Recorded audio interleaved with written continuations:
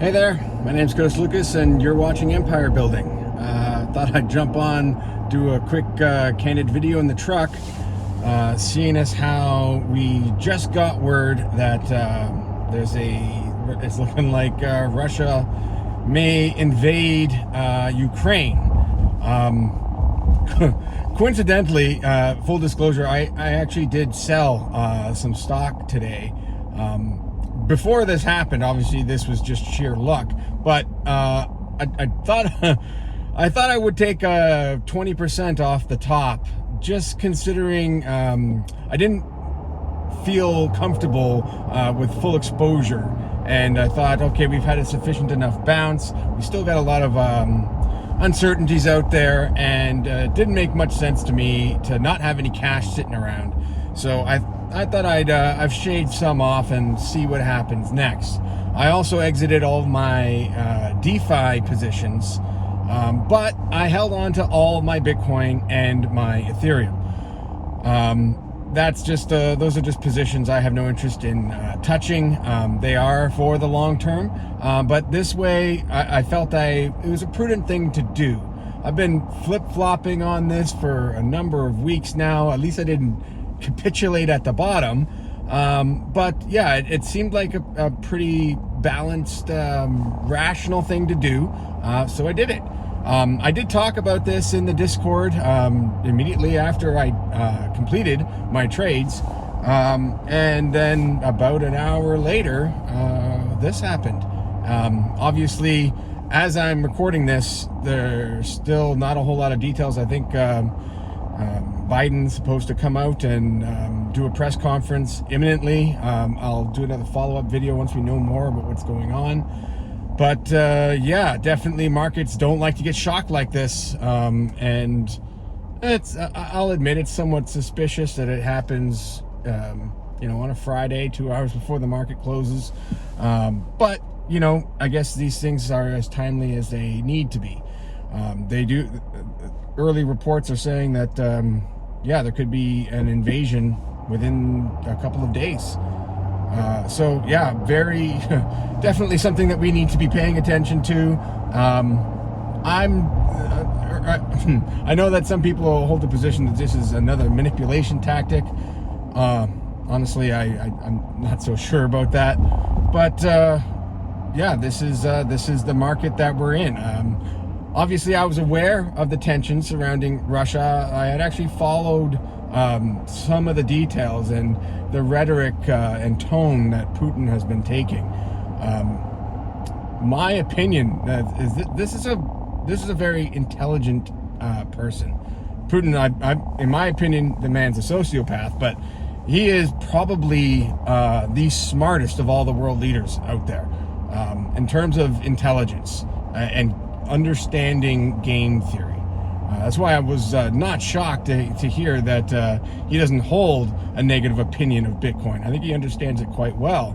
And their reversal on that whole proposal, well, he basically told the central bank, pump your brakes there, guys. We're not about to cut ourselves out of this. So, yeah, this is a fascinating development, and we're just gonna have to pay attention and see what happens next. I have no doubt that this is going to lead to further downward volatility.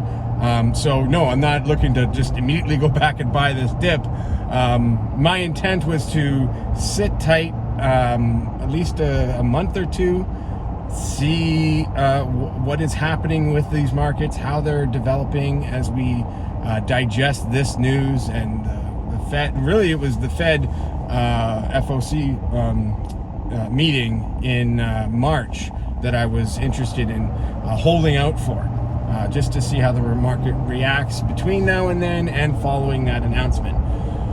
So here we are. I'm just gonna leave it at that for now. We could talk about this down in the comments. If there's anything in particular you want me to look into, yeah, this is going to get interesting. Quick update on the NuMiner situation, as well. I've been somewhat active on Twitter regarding this. We know now that they've released an official statement and updated some other details on their website. Still leads to further questions as to what, doesn't answer a whole lot of questions, let's put it that way. We now know that, yes, they made a little boo-boo and used an image that they say they have been made aware that it is represents another bears similarities, I believe is what they how they put it, to another product on the market. I think obviously it goes much further than bearing similarities, and I find it comical that they phrase it in the manner that they were made aware. I mean, this was their image. I don't know what that means exactly, but again, I'm still waiting to see if they would be willing to come on the channel. There have been no further communications from their side, but I also recognize that in light of the nature and the timing of all of this, I'm not entirely surprised to hear them go silent. I am still not forming an opinion on this officially. I am waiting to see how things develop, and when we get some concrete information. I'll admit that it's not a good look. The reality, I mean, one of the questions that it raises is a company that is sophisticated enough to right out of the gates develop a industry-leading Bitcoin miner, over and above anything that any of the legacy players have been able to develop, yet they can't fact check their own press release. I find it's troublesome. It is definitely troublesome. But again, I would like to be able to open that dialogue, have this back and forth. Maybe they're not willing to do that, but sooner or later, we're going to get these answers. I mean, they are claiming that these things are going to be the initial testing machines are supposed to be delivered in a matter of a few months, or a couple of months, I believe it is. So it's not like we have to wait that long to get answers. But yeah, it leaves investors pretty antsy. I mean, I understand a lot of the concerns. Like I said, me personally, I don't have a dog in this fight. I'm just trying to get these answers out there and analyze it the best that I can, and provide my my analysis on the information as it flows. But beyond that, I'm not taking it any further. I'm trying to remain neutral and just report on it. But yeah, we can continue to discuss it, and if I hear anything from them, you'll be the first to know. That's it for this one. Now let's get back to empire building.